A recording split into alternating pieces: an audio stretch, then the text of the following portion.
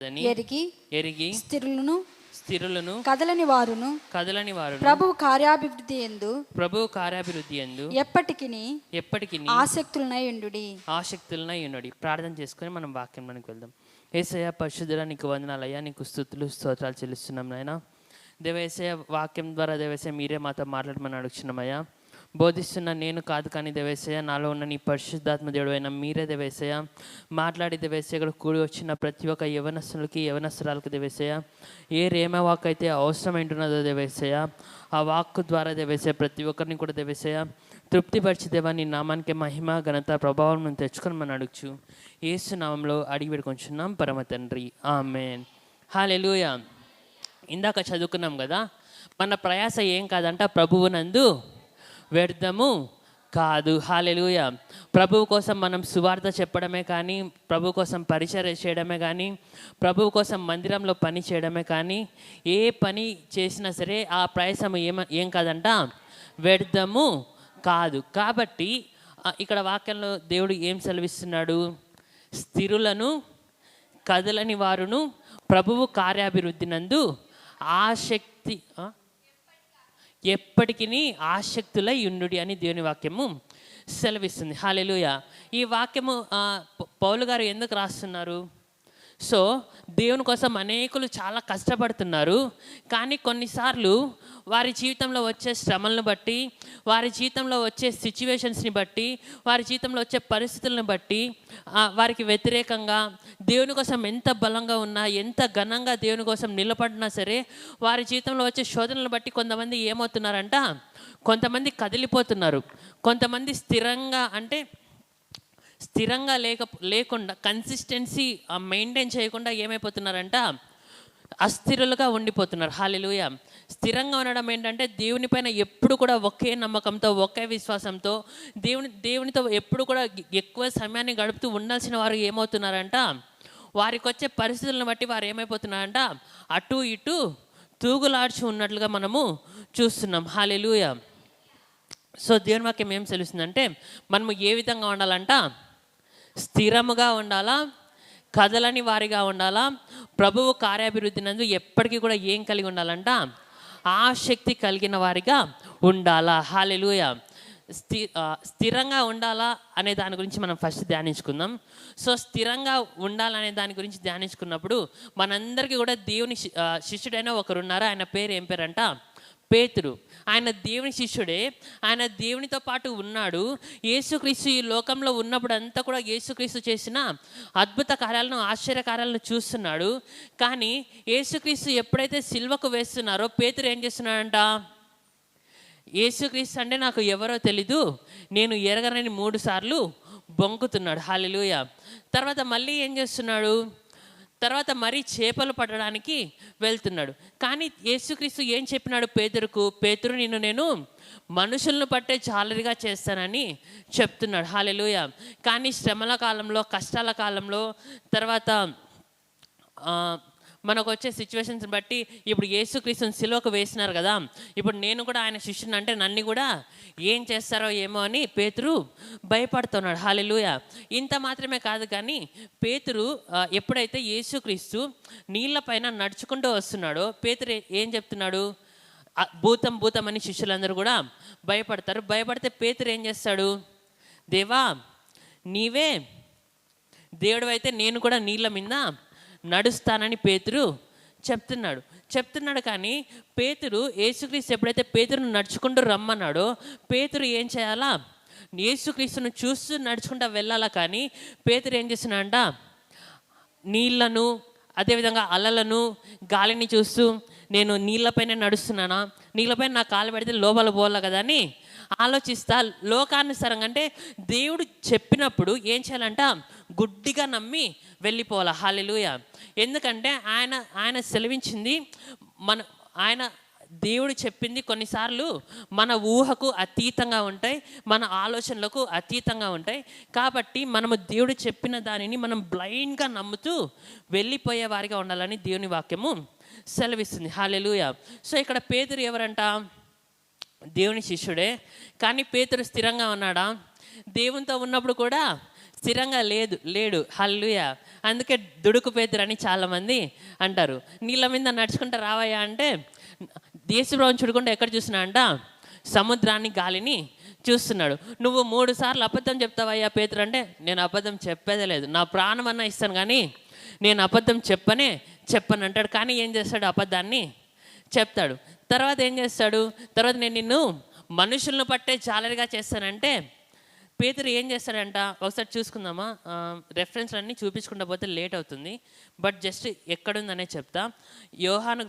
యోహాను సువార్త 21వ అధ్యాయంలో ఉంటుంది. యేసుక్రీస్తు చనిపోయి 3వ రోజు అయిన తర్వాత లేచిన తర్వాత పేతురును కలవడానికి వచ్చినట్లుగా చూస్తున్నాం. అప్పుడు పేతురు ఏం చేస్తాడంట?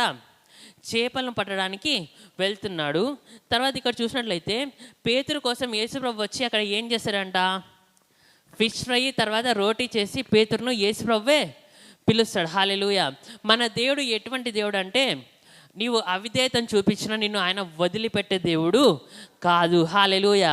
నీవు దేవునికి దూరంగా పారిపోతే ఆయన నిన్ను వదిలిపెట్టిపోయే దేవుడు కాదు, కానీ నిన్ను వెతుక్కుంటూ వచ్చే దేవుడు అయి ఉంటున్నాడు. హల్లెలూయా.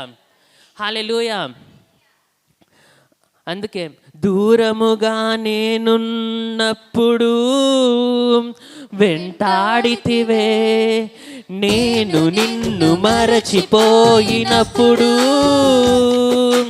కుమిలిపోతివే. దూరముగా నేనున్నప్పుడు వెంటాడితివే, నేను నిన్ను కుమిలిపోతివే.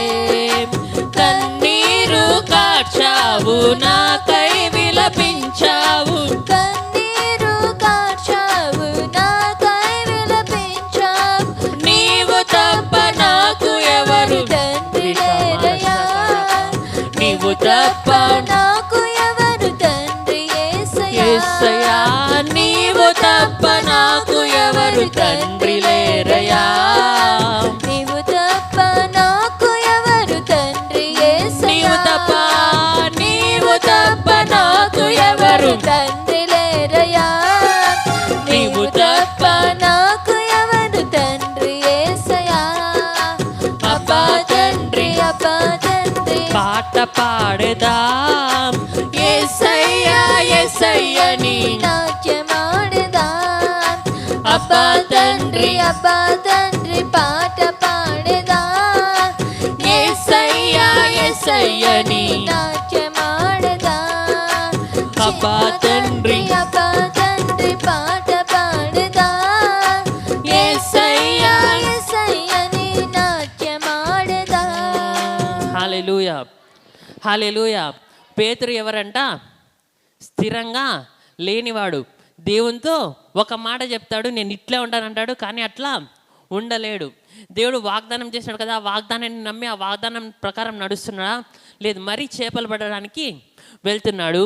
కానీ పేతురు పైన ఏముందంట? దేవుని యొక్క ప్రణాళిక ఉంది. దేవుని యొక్క పిలుపు ఎవరికి ఉందంట? పేతురుకుంది. ఏమని దేవుడు పిలిచినాడంట? నేను నిన్ను మనుషులను పట్టే జాలరిగా నేను పిలుస్తున్నానని దేవుడు చెప్తున్నాడు. హల్లెలూయా. ఆయన వాగ్దానం చేసిన వాడు ఎవరంట? నమ్మదగిన వాడు. హల్లెలూయా. అందుకే హెబ్రీయులకు రాసిన పత్రిక 13వ అధ్యాయము 8వ అధ్యాయము 12వ వచనం చదువుకుందామా? నేను వారి దోషముల విషయమై దయ కలిగి వారి పాపములను ఇకను ఎన్నడును జ్ఞాపకము చేసుకొననని ప్రభువు సెలవిచ్చుచున్నాడు. హల్లెలూయా. తర్వాత మనం హెబ్రీయులకు రాసిన పత్రికలోనే 10వ అధ్యాయంలో గనుక చూసినట్లయితే 10:23 ఒకసారి చదువుకుందామా? వాగ్దానము చేసిన వాడు నమ్మదగినవాడు గనుక మన నిరీక్షణ విషయమై మనం ఒప్పుకొనినది నిశ్చలముగా పట్టుకొనేదము. హల్లెలూయా. ఇక్కడ నేనేం చెప్దాం అనుకుంటున్నానంటే, మన యొక్క మిస్టేక్స్ని ఆయన ఏం చేయడంట? ఆయన ఏంటంటే మన దోషముల విషయమై ఆయన జాలి కలిగి ఆయన దోషములను ఏం చేయడంట? ఇక ఎన్నడూ కూడా ఆయన జ్ఞాపకము చేసుకోడు. ఆయన చేసిన వాగ్దానంను ఏం చేశాడంట? ఆయన వాగ్దానము చేసినవాడు నమ్మదగినవాడు కాబట్టి ఆయన చేసిన వాగ్దానాన్ని, ఆయన ఇచ్చిన మాటను ఏం చేశాడంట, ఆయన నెరవేర్చేవాడుగా, నిలబెట్టుకునేవాడుగా ఉంటున్నాడు. హల్లెలూయా. మనమంతా కూడా చేయాల్సింది ఒకటే. ఒకవేళ మన జీవితంలో ఏదైనా దోషారోపణ ఏదైనా చేస్తే మనం ఏం చేయాలంట, తిరిగి మనం ఎప్పుడైతే దేవుని దగ్గరకు వస్తామో ఆయన చేసిన ప్రతి ఒక్క వాగ్దానాన్ని కూడా నెరవేరుస్తాడు. మన యొక్క ప్రతి ఒక్క పాపంను కూడా ఇంకా ఎన్నడూ కూడా ఏం చేయడంట, జ్ఞాపకము చేసుకొనడు. హల్లెలూయా. సో ఒక స్టేట్మెంట్ పాస్ చేద్దాం అనుకుంటున్నా. ఆయన పాపాలు మర్చిపోతాడు, వాగ్దానాలు మర్చిపోడు. హల్లెలూయా. పాపాలు ఆయన వాగ్దానం జ్ఞాపకం పెట్టుకుంటాడు, పాపాలను జ్ఞాపకము పెట్టుకోడు. హల్లెలూయా. పక్కన శేఖర్ని చెప్తారా, వాగ్దానాలను నెరవేరుస్తాడు, నీ పాపాలను జ్ఞాపకము చేసుకోడు. హల్లెలూయా.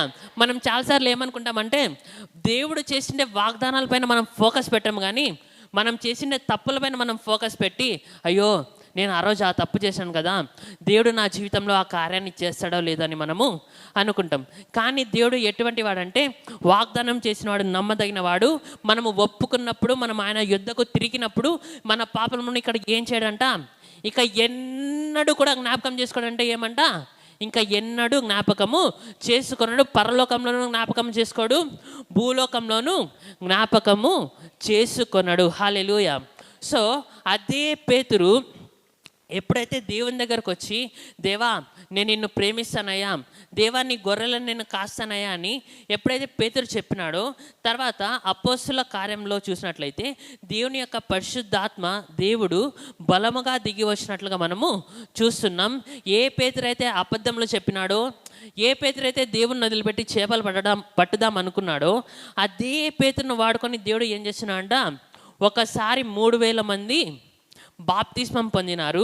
తర్వాత ఇంకొకసారి ఎంతమంది బాప్తిస్మం పొందినారు, 5000 మంది బాప్తిస్మాన్ని పొందినట్లుగా మనము చూస్తున్నాం. సో ఆ రెఫరెన్స్ చూపించమంటే ఒకసారి చూపిస్తా.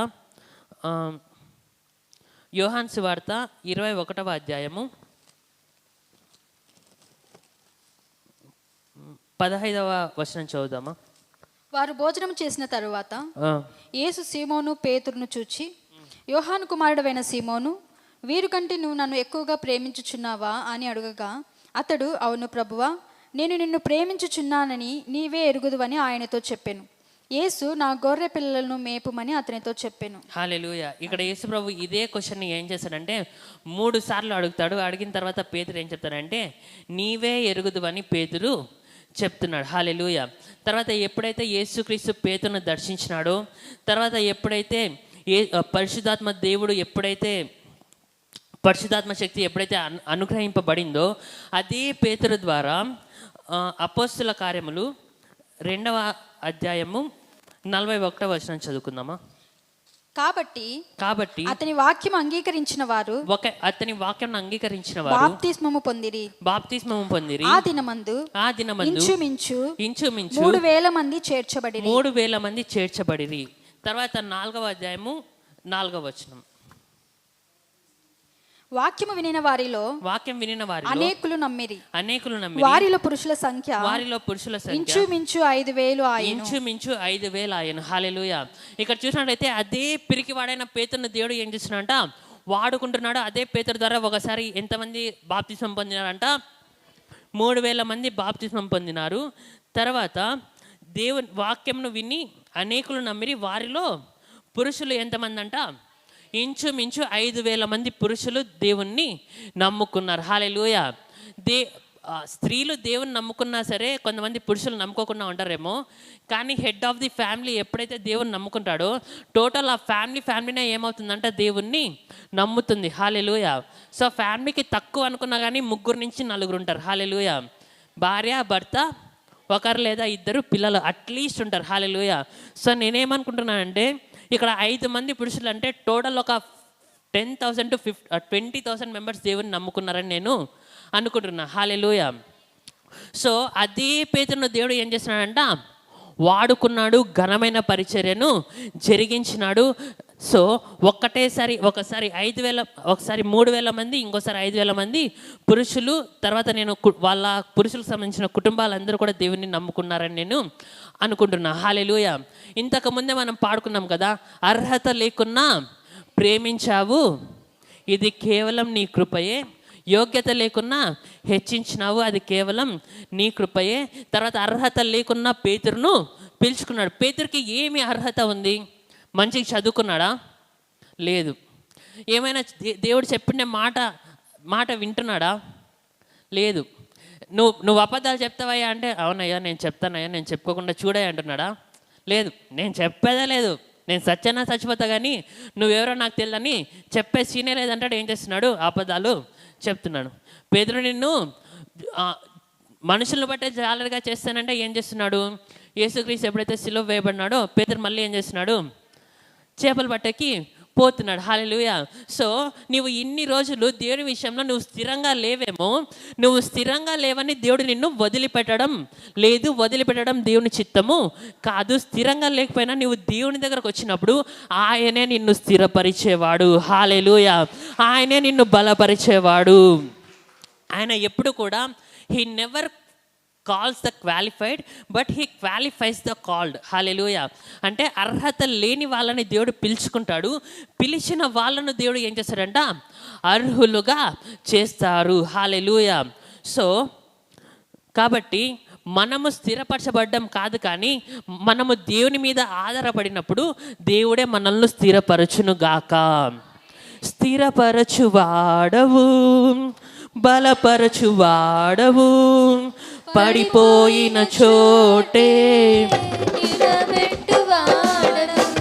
కనపరచువాడవు, హెచ్చించువాడవు, నా పక్షము నిలచి జయమిచ్చువాడవు, స్థిరపరచువాడవు, బలపరచువాడవు, పడిపోయిన చోటే నిలబెట్టువాడవు, ఘనపరచువాడవు, హెచ్చించువాడవు, నా పక్షము నిలచి జయమిచ్చువాడవు.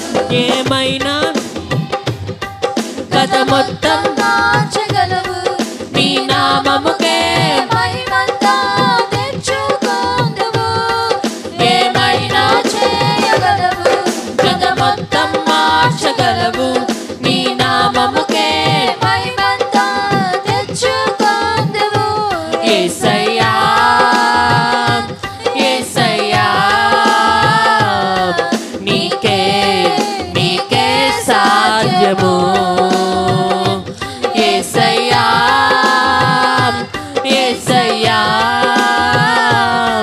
నీకే సాధ్యము. హల్లెలూయా. ఆయన మన దేవుడు ఎవరంట? ఆయన స్థిరత్వం లేకున్నా సరే ఆయన దగ్గరకు వచ్చినప్పుడు ఆయన ఏం చేస్తాడంట? స్థిరపరిచే దేవుడుగా ఉంటున్నాడు. హల్లెలూయా. ఆయన ప్రేమ ఎంత గొప్పదో తెలుసా అండి?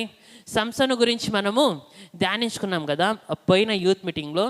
సంసోనుని దేవుడు వదిలిపెట్టేసినాడా?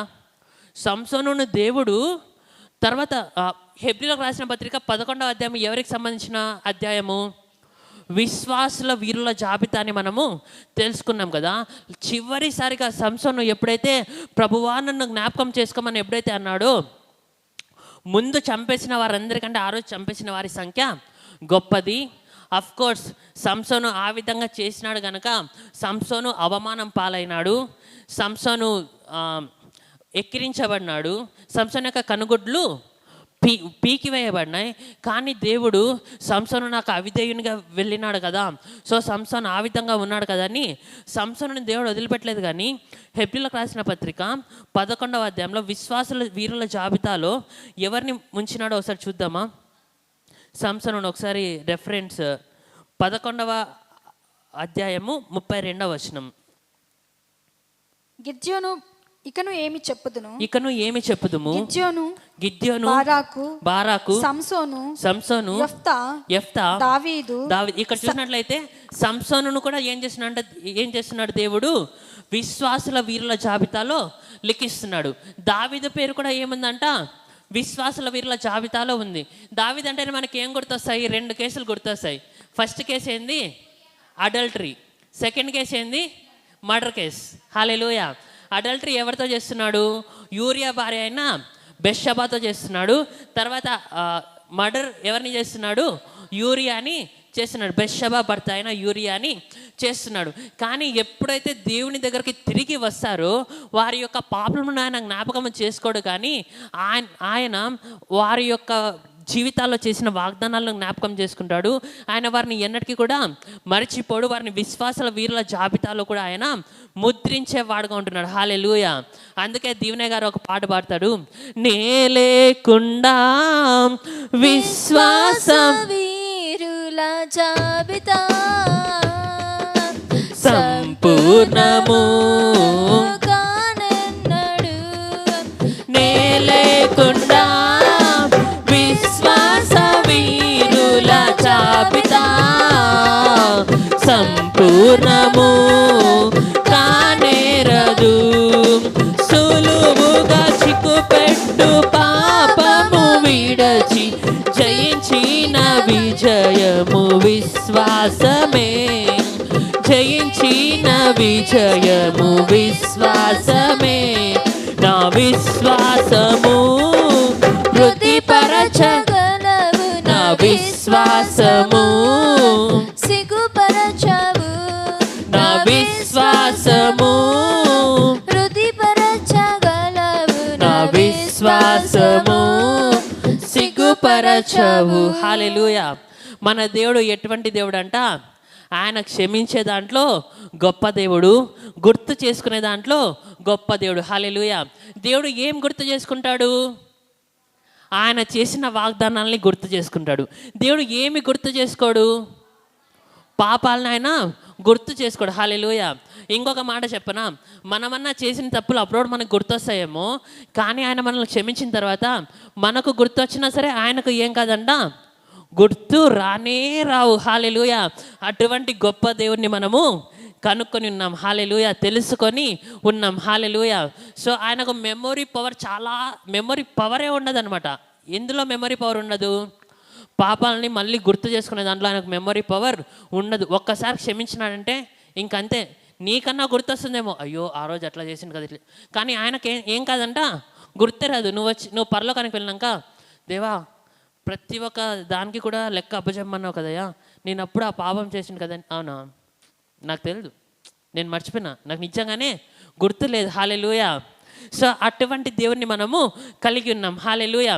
కాబట్టి సో మనం వాక్యాన్ని ఏం ధ్యానించుకుంటున్నాం? 3 పాయింట్స్ మనం ధ్యానించుకోబోతున్నాం ఈరోజు. ఏంటంటే ఫస్ట్ది ఏంటంట, స్థిరపరిచే వాడు. హల్లెలూయా. మనము స్థిరంగా ఉండాలా, కదలని వారిగా ఉండాలా. తర్వాత ఏంటంట, ప్రభువు కార్యాభివృద్ధి నందు ఆసక్తి కలిగిన వారిగా ఉండాలా. హల్లెలూయా. ఇన్ని రోజులు నువ్వు స్థిరంగా లేవేమో, ఆయనే నిన్ను స్థిరపరిచే దేవుడుగా ఉంటున్నాడు. హల్లెలూయా. నువ్వు దేవుని మీద ఆధారపడినప్పుడు ఏం చేస్తాడంటే ఆయన స్థిరపరుస్తాడు. హల్లెలూయా. మనం చాలాసార్లు మన పాటికి మనం స్థిరపరచబడదాం అనుకుంటే ఏమవుతాం? ఫెయిల్ అవుతాం. కానీ దేవునిని బట్టి మాత్రమే మనము స్థిరపరిచబడే వారిగా ఉండాలని దేవుడు ఆశపడుతున్నాడు. మనం దేవుని మీద ఆధారపడి స్థిరపరిచబడే వారిగా ఉండాలనేది దేవుని యొక్క ఆశ. హల్లెలూయా. తర్వాత రెండవది ఏంటంట, కదలని వారిగా ఉండడము. హల్లెలూయా. కదలని వారిగా ఉండడం అంటే దీనికి ఎగ్జాంపుల్ ఎవరిని తీసుకోవచ్చు? యోసేపుని తీసుకోవచ్చు, షడ్రక్, మెషక్, అబేద్నెగోలను, దానియేలును కూడా మనము తీసుకోవచ్చు. హల్లెలూయా. పేతురు ఏమంట, రెల్లులాగా ఒక టైం వరకు కదులుతూ ఉన్నాడు. చిన్నపిల్లలు వచ్చి అడిగితే యేసుప్రభుని సిలువకు వేసినారు కదా, ఇప్పుడు నన్ను ఏం చేస్తారని భయపడి కదులుతూ ఉన్నాడు. తర్వాత మరి నేను ఇప్పుడు కోటి విద్యలు కూటి కొరకే అంటారు కదా. సో ఆ విధంగా నేను ఏదో ఒకటి తినడానికి, నేను ఏదో ఒకటి చేసుకోవాలంటే ఏం చేస్తున్నాడు? మరి చేపలు పట్టడానికి వెళ్తున్నాడు. హల్లెలూయా. అదేవిధంగా షడ్రక్, మెషక్, అబేద్నెగోలు, దానియేలు, యోసేపు జీవితంలో ఎన్ని శ్రమలు వచ్చినా వారు ఏం అవ్వట్లేదంట, కదలకుండా స్థిరంగా ఉన్నారు. హల్లెలూయా. సో మనము యోసేపు జీవితంలో కనుక మనం చూసినట్లయితే, యోసేపుకి ఎటువంటి శోధన వచ్చింది? ఫరో భార్యనా? ఎవరక్క నువ్వు? పోతిఫర్ యొక్క భార్య శోధించింది. పోతీఫర్ భార్య శోధించింది. శోధించిన తర్వాత ఈయన ఏమి తప్పు చేయకపోయినా సరే ఏం చేస్తున్నాడంట, నేరము చేయకపోయినా నేరస్తునిగా పరిగణించబడుతున్నాడు. తర్వాత ఎక్కడికి వెళ్తున్నాడు, చెరసాలలోనికి వెళ్తున్నాడు. హల్లెలూయా.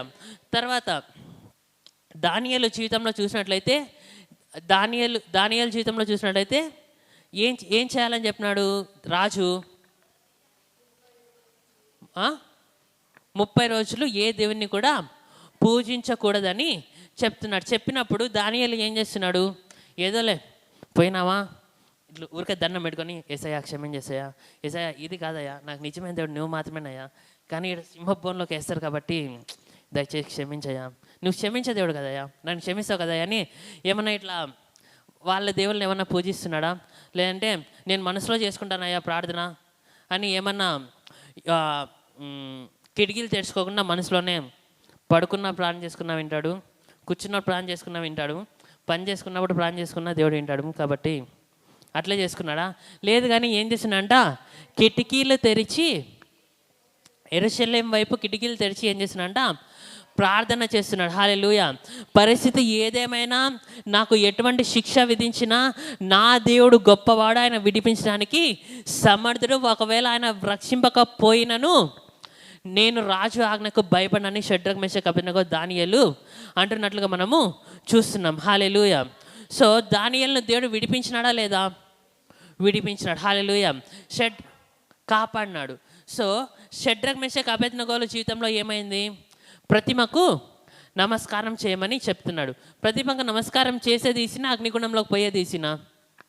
చాలామంది కొంతమంది నా క్రిస్టియన్ ఫ్రెండ్స్ ఉన్నారు, వాళ్ళు ఏంటంటే వాళ్ళ ఫ్రెండ్స్తో ఎవరితో పాటు అన్నా ట్రిప్స్కి పోయినా, టూర్స్కి పోయినా, ఎక్కడైనా అవుటింగ్కి పోయినా వాళ్ళు ఏం చేస్తారంటే, వాళ్ళు గుడిలోకి పోతే వీళ్ళు కూడా గుడిలోకి పోతారు, ప్రసాదం ఇస్తే ప్రసాదం తీసుకుంటారు, ఇట్లా అనుకొని ఎక్కడో ఒక చోట డస్ట్బిన్లో ఇట్లా పడేసి వస్తారు. ఎందుకు, వాళ్ళు ఏమన్నా అనుకుంటారేమో, వాళ్ళు ఏమన్నా ఫీల్ అవుతారేమో, నా ప్రాణ స్నేహితులు కదా అని వారు మొహమాటాలకి పోతున్నారు. హల్లెలూయా.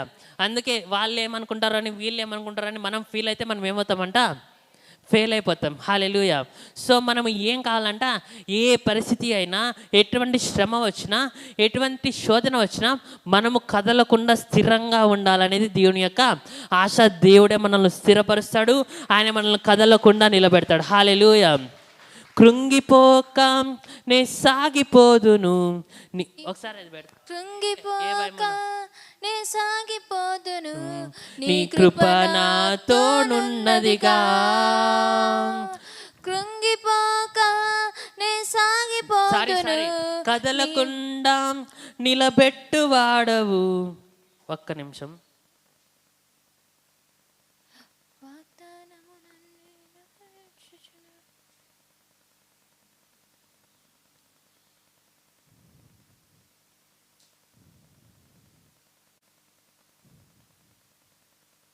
కన్నీటిని తుడుచువాడవు, కదలకుండా నన్ను నిలబెట్టువాడవు. కన్నీటిని తుడుచువాడవు, కదలకుండా నన్ను నిలబెట్టువాడవు. ప్రతి వాగ్దానమును నెరవేర్చుచున్నావు, ప్రతి వాగ్దానమును నెరవేర్చుచున్నావు. నా నీతి బట్టి కానే కాదయా, అంతా నీ నీతి వలనేనయ్యా, నా నీతి బట్టి కానే కాదయా, అంతా నీ నీతి వలనేనయ్యా. హల్లెలూయా. ఆయన ఏం చేశాడంట, మన కన్నిటిని ఆయన తుడుస్తాడు, మనల్ని కదలకుండా ఆయన ఏం చేసేవాడు ఉన్నాడంట, నిలబెట్టే దేవుడిగా ఉన్నాడు. మనం కదలాల్సిన అవసరము లేదు, ఎందుకంటే మనల్ని నిలబెట్టేది ఎవరు, ఆయన. మనం కదలకుండా ఉండడానికి కృపను చూపించే దేవుడుగా ఉంటున్నాడు. కాబట్టి మనం కదలకుండా మనము నిలబడే వారిగా మనము ఉంటాము. హల్లెలూయా. హల్లెలూయా. మనకు ఒకవేళ జీవితంలో శ్రమలు రావచ్చు, ఇరుకులు రావచ్చు, ఇబ్బందులు రావచ్చు, ఆయన వాటి నుంచి మనల్ని విడిపించి వదిలిపెట్టేస్తాడా, ఆయన విడిపించి వదిలిపెట్టాడు, కానీ ఆయన విడిపించి గొప్ప చేస్తాడు. హల్లెలూయా. యోసేపు జీవితంలో చెరసాల నుంచి దేవుడు విడిపించి మరి పోతీఫర్ ఇంట్లో యథావిధిగా పని చేసుకోవడానికి దేవుడు కృప చూపించినాడా, లేదంటే రాజుగా చేసినాడా? దానియేలు జీవితంలో కూడా సింహపు బోన్ నుంచి ఎప్పుడైతే విడిపింపబడినాడో అప్పుడు ఏమవుతుందంట, దానియేలు ముందు ఏం చేసేవాడో దానికంటే గొప్ప స్థాయిని దేవుడు రాజు గొప్ప స్థాయిని దానియేలుకు అనుగ్రహించినట్లుగా చూస్తున్నాం. తర్వాత షడ్రక్ మేషక్ అబేద్నెగోలతో అగ్నిగుండంలో దేవుడు ఎప్పుడైతే తిరుగుతున్నాడో 4వ వాడి రూపము దేవుని రూపములాగా ఉంటున్నది అని ఎవరు గమనించినారంట? రాజు గమనించి షడ్రక్ మేషక్ అబేద్నెగో దేవుడే దేవుడని చెప్తున్నాడు. హల్లెలూయా. సో నీవు కన్నీటి గుండా పోవని కాదు, నీకు కష్టము రాదని కాదు, కానీ నీవు కదలకుండా దేవుని కొరకు నీవు నిలబడినప్పుడు ఆయన నిన్ను నిలబెట్టి ఆయన హెచ్చించేవాడుగా ఉంటున్నాడు. హల్లెలూయా. తర్వాత చివరిదిగా ఏమంట, ప్రభువు కార్యాభివృద్ధి నందు ఆసక్తి కలిగిన వారిగా ఉండాలా. హల్లెలూయా. సో ప్రభువు కార్యాభివృద్ధి నందు ఏం కలిగి ఉండాలంట? ఆసక్తి కలిగిన వారిగా ఉండాలా. సో దేవుని నమ్ముకున్న స్టార్టింగ్లో ప్రతి ఒక్కరం కూడా మనము తీర్మానాన్ని చేసుకుంటాం. ఏం చేసుకున్నాం? ఏదేమైనా సరే ఇన్ని గంటలు నేను ప్రార్థన చేయాలా, ఇన్ని గంటలు నేను బైబిల్ చదవాలా అని అనుకుంటాం. అనుకున్న తర్వాత ఎంతమంది దాన్ని అట్లే కొనసాగించినారు దేవుని నమ్ముకున్న రోజు నుంచి ఇప్పటి వరకు? ఏదో ఒక విషయాన్ని బట్టి పెళ్ళికి పోయినామనో, లేదంటే బంధువుల ఇంటికి పోయినామనో, బంధువుల ఇంటికి వచ్చినామనో, ఏదో ఒక దాన్ని బట్టి ఏం చేస్తామంట, బైబిల్ని చదవడం మనము స్కిప్ చేస్తాం. తర్వాత మనం దేవుని నమ్ముకున్న స్టార్టింగ్లో ఆరాధనకు ఎప్పుడు వచ్చేవారమంట? స్టార్ట్ అవ్వక ముందే వచ్చి కూర్చొని మనం స్తుతించేవాళ్ళం. కానీ కొన్ని రోజులు అయిన తర్వాత ఏమవుతుంది? వాక్యం పాటలు పాడేటప్పుడు మనం వెళ్దాంలే, ఆరాధన చేసేటప్పుడు మనము వెళ్దాంలే, లేదంటే వాక్యం చెప్పేటప్పుడు మనము వెళ్దాంలే. తర్వాత ఇంకొక ఉపమానాన్ని తీసుకుంటాం మనం. ఏంటంట, సాయంత్రము కూలి పనికి వచ్చి కూలి చేసి పోయినవానికి ఒకటే జీతము, పొద్దు నుంచి సాయంత్రం వరకు చేసినానికి ఒకటే జీతం కదా అని లాస్ట్ ఆశీర్వాదానికి వచ్చి పోదాంలే అని రోజుకి దిగజారిపోయేవారిగా ఉంటారు చాలామంది. కానీ దేవుని యొక్క ఆశ ఏంటంటే, ఆరంభము కంటే ముగింపు శ్రేష్టమైనది, ఆరంభము కంటే ముగింపు శ్రేష్టమైనది, నిలకడలేక ఎంతకాలం, నిలకడలేక ఎంతకాలం, నిలకడలేక నిలకడలేక ఎంతకాలం. హల్లెలూయా. సో దేవుని వాక్యం ఏం సెలవిస్తుందంట, ప్రారంభంలో ఉన్న ఆసక్తి కంటే చివరికి వచ్చేసరికి ఏం కావాలంటే ఆసక్తి పెరిగేదిగానే ఉండాలి కానీ తగ్గేదిగా ఉండకూడదని దేవుని వాక్యము సెలవిస్తుంది. సో ఎఫెసు సంఘంలో దేవుడు ఏం చెప్తున్నాడు ఎఫెసు సంఘానికి? నీవు మొదట్లో ఉన్న ప్రేమను నీవు మరచితివి అని దేవుడు సెలవిస్తున్నాడు. హల్లెలూయా. సో మనం ఇప్పుడు ఏం చేయాలంట, మొదట్లో దేవుణ్ణి మనము ఎంతగా ప్రేమించే వాళ్ళం. మొదట్లో కనిపించిన ప్రతి ఒక్కరికి కూడా ఏం చెప్పేవారమంట, మన యొక్క సాక్ష్యాన్ని చెప్పేవారం. కానీ రాను ఏమైపోతుంది, ఉన్నిలే దేవుని సువార్తని ఇప్పుడే ఎందుకులే ప్రకటించేది, మళ్ళీ ఎప్పుడైనా టైం వచ్చినప్పుడు ప్రకటిద్దాంలేని మనం ఏం చేస్తామంటే ఆసక్తి తగ్గిపోతుంది. తర్వాత ముందుగానే వచ్చేసి సంఘంలో ఉంటున్న చైర్స్ చేయడమే కానీ, తర్వాత కార్పెట్ చేయడమే కానీ అన్నీ కూడా ఫస్ట్లోనే వచ్చి అంతా చేసి పోతారు. కానీ కొన్ని రోజుల తర్వాత ఏమవుతుంది, మనం కాకుంటే ఇంకా అక్కడ 2-3 ఉంటారులే, వాళ్ళు వేస్తారులే, మనం లేకపోతే ఏమన్నా పని ఆగిపోతుందా అని ఏం చేస్తారంట, ఆసక్తి రోజుకి ఏమైపోతుందంట, తగ్గేదిగా ఉంటుంది. హల్లెలూయా.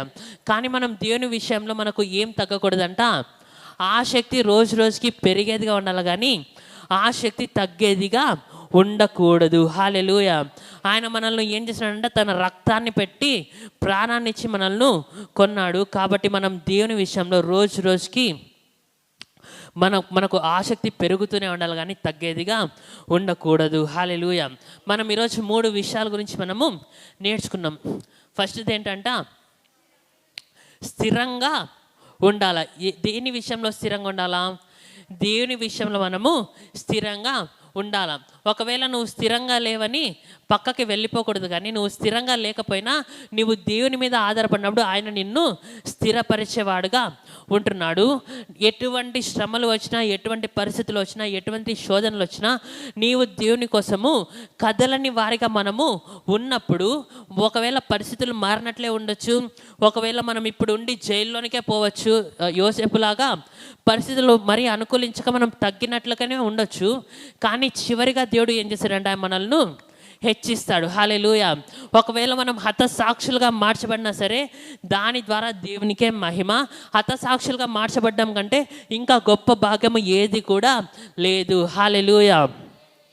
సో సెకండ్ది ఏంటంటే కదలకుండా మనము ఉండాలా. ఏ పరిస్థితి ఏదైనా దేవుని కొరకు కదలకుండా ఉండాలా.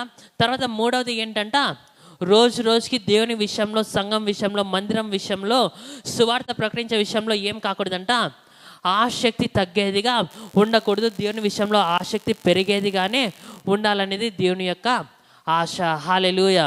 మనమందరం కూడా మోకరించి మనం ప్రార్థన చేసుకుందామా. యేసయ్యా పరిశుద్ధుడా, నీకే వందనాలయ్యా, నీకే స్తుతులు స్తోత్రాలు చెల్లిస్తున్నాం నాయనా. యేసయ్యా వాక్యం ద్వారా దేవా మాతో మాట్లాడిన విధానాన్ని బట్టి నీకు వందనాలు, స్తుతులు స్తోత్రాలు చెల్లిస్తున్నామయ్యా. దేవా యేసయ్యా స్థిరంగా ఉండాలని, కదలని వారిగా ఉండాలని, నీ కార్యాభివృద్ధి నందు ఆసక్తి కలిగిన వారిగా ఉండాలని దేవయేసయ్య మీరు మాతో మాట్లాడినారయ్యా. దేవయేసయ్య మా జీవితం మనమందరూ కూడా మనల్ని మనం పరీక్షించుకుందామండి.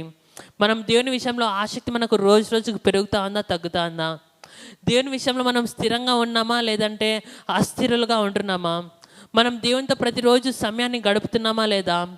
ప్రారంభంలో ఉంటున్న ఆసక్తిని ఇప్పటికీ కొనసాగిస్తున్నామా లేదా ఆసక్తి పెరిగిందా తగ్గిందా అని మనల్ని మనం పరీక్షించుకొని, దేవా యేసయ్య నాలో ఆసక్తి తగ్గినట్లుగా కనిపిస్తూ ఉందయ్యా, నాలో ఆసక్తిని దేవేసే పుట్టించమని అడుగుతున్నామయ్యా. యేసయ్య కోర కుమారులు దేవేసయ్య నీ కొరకు దేవేసయ్య ఎటువంటి ఆసక్తి కలిగి ఉన్నారో దేవేసయ్య అటువంటి ఆసక్తిని దేవేసయ్య మాకు అనుగ్రహించమని అడుగుతున్నామయ్యా. నీ యందు దేవేసే మేము స్థిరముగా ఉండాలయ్యా, నీ యందు మేము కదల్చబడని వారిగా ఉండాలయ్యా. ఈ భారతవనిలో దేవేసే దాని ఏలులాగా మేము ఉండాలయ్యా. దేవా యేసయ్య నీకు స్తోత్రాలయ్యా. ఈ భారత వనిలో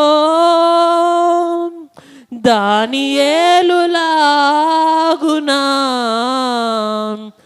నన్ను జీవింప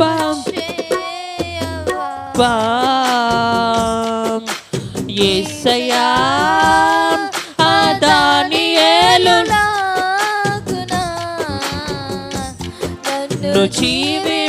జీవింపచేయవా. స్థిరమైన నిర్ణయం, స్థిరమైన నిర్ణయం, ఉన్నత దర్శనం, క్రమమైన ప్రార్థన, స్థిరమైన నిర్ణయం, ఉన్నత దర్శనం, క్రమమైన ప్రార్థన. యేసయ్యా ఆ దాని ఏలులాగునా నన్ను జీవింపచేయవా. యేసయ్యా ఆ దాని ఏలులాగునా అవునయ్యా నన్ను జీవింపచేయవా. యేసయ్యా యేసయ్యా ఆ దాని ఏలులాగునా నన్ను జీవింపచేయవా. పరిశుద్ధ జీవితం, పరిశుద్ధ జీవితం, మేలిమి సాక్ష్యము, చెదరని విశ్వాసము. చెప్తామా?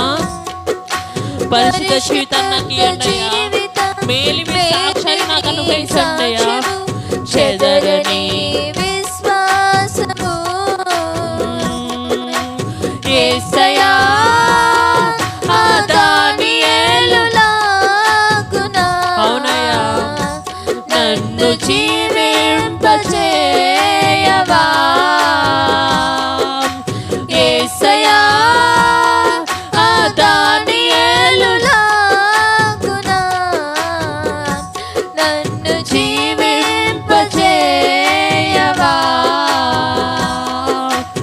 ఈ భారత వనిలో ఆ దాని